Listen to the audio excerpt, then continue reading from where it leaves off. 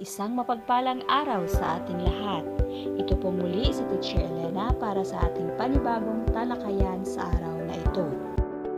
Ang layunin natin sa ating talakayan ay una, natatalakay ang kahulugan ng globalisasyon. Pangalawa, nasusuri ang mga anyo ng globalisasyon. Para sa ating unang gawain, guess the logo. Tukuyin ang mga produkto o serbisyo gamit ang sumusunod na mga logo. Una,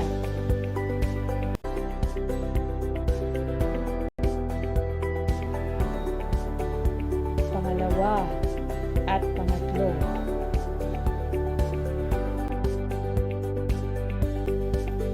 Pang-apat at pang-lima. Pang-anim.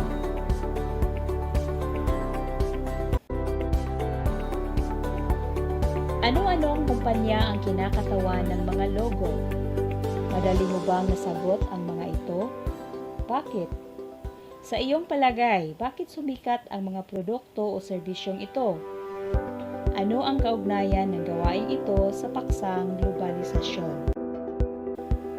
Maituturing na panlipunang isyu ang globalisasyon sapagkat tuwiran nitong binabago at hinahamon ang pamumuhay at mga perennial institutions na matagal nang naitatag.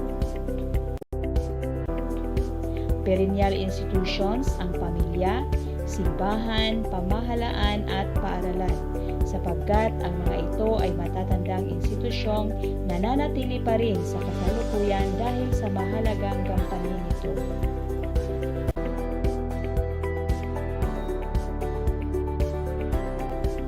Ang globalisasyon ay proseso ng mabilisang pagdaloy o paggalaw ng mga tao, bagay, impormasyon at produkto sa iba't ibang direksyon na nararanasan sa iba't ibang panig ng daigdig.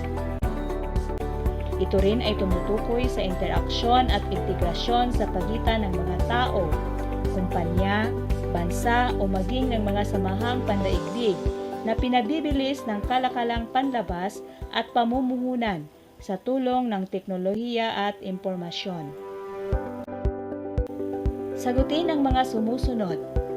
Una, ibigay ang iyong sariling pagpapakahulugan sa salitang globalisasyon. Pangalawa, paano binago ng globalisasyon ang mga perennial institutions ng ating lipunan?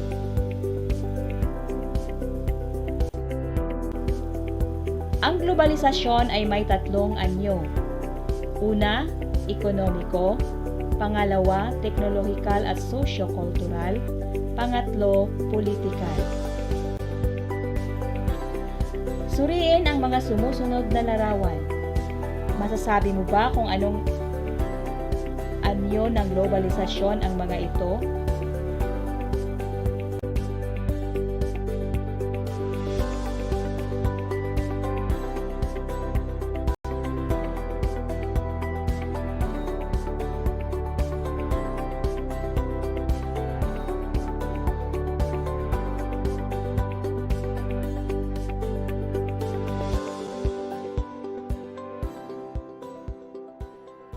Batay sa mga larawan, ano ang sarili mong pakahulugan sa mga anyo ng globalisasyon?